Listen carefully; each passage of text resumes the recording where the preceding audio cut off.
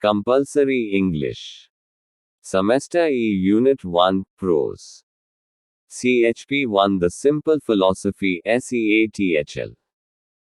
1. Who is the great chief in Washington? Why does Chief Seathl address him in this way? Ans.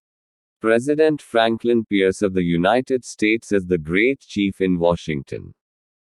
Seathl addresses Franklin in this way because he wants to show the smallness of the great chief. He is sarcastic of the people of America who are bent upon disturbing nature's balance. 2. What offer does the President of the United States make to Seathl? Ans. President Franklin Pierce of the United States wishes to buy the land belonging to the Red Indian people. 3. Why is the chief puzzled about someone buying land? Ans. Red Indian Chief Seathl is puzzled at the very idea of buying land. Every part of the earth is sacred, holy and precious to them. Moreover, they are not the owners of the land. God alone is its owner. So, the idea of buying land is new to him. 4. What are the ways of the white man that Chief Seathl does not understand? Ans. The Red Indian Chief Seathl does not understand the white man's unlimited hunger for earth. The white man lacks all fine emotions. He treats the earth as his enemy. Seathl does not appreciate this view. 5. What do fathers, graves and children's birthright represent? Ans. Fathers' graves stands for the graves which contain the forefathers of the white man. They want to destroy RKSM plus UK those graves for their expansion programs. They are equally insensitive to their children's future. They are destroying their children's birthright to live in a beautiful world. If they spoil nature's balance, how will their children enjoy their life?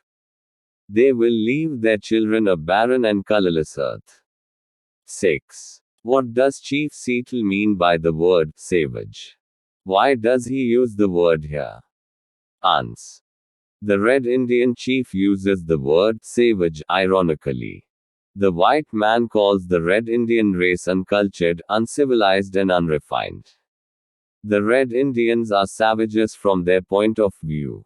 The Red Indians, in turn, call the whites savages because they don't have fine human feelings towards nature, the forefathers and the children's future. Throughout his letter, he condemns the white man's excessive hunger for land. 7. What does Chief Seathl mean by saying, all things are connected? Ans. Seathl makes a profound, meaningful statement. All things, men, birds, beasts, trees, etc., are made by the same God. Loss of one category is the loss of others. Their joys and sorrows are interdependent. Loneliness will kill us if all birds, beasts and objects of nature were destroyed. So, he is right when he says that all things, living and non-living, are interconnected. 8. Why will the white man also pass away, according to Chief Seathl? Ans. Seathl feels that the same God has given life to all creatures. There is essential oneness amongst all men, birds, and beasts.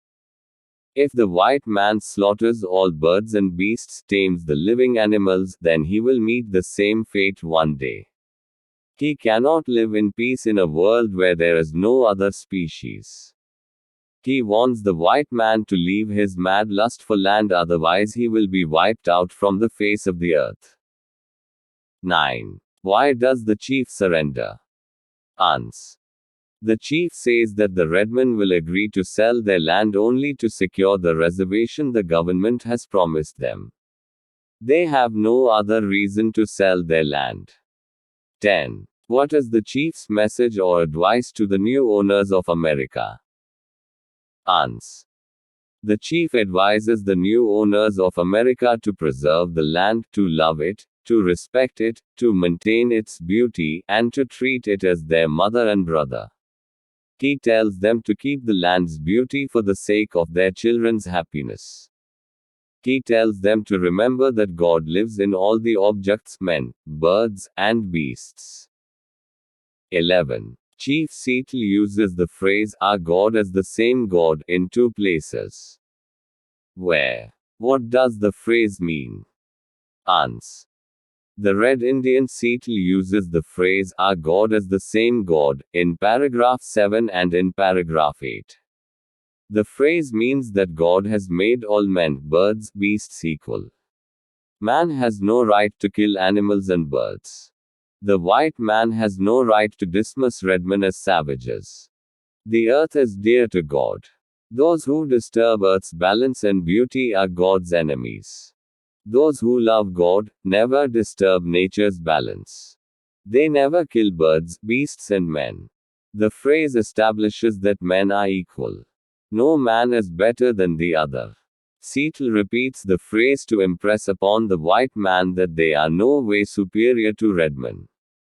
If they destroy nature and her creatures, they will themselves be wiped out one day. The phrase is a warning, a message, and an advice for the white man.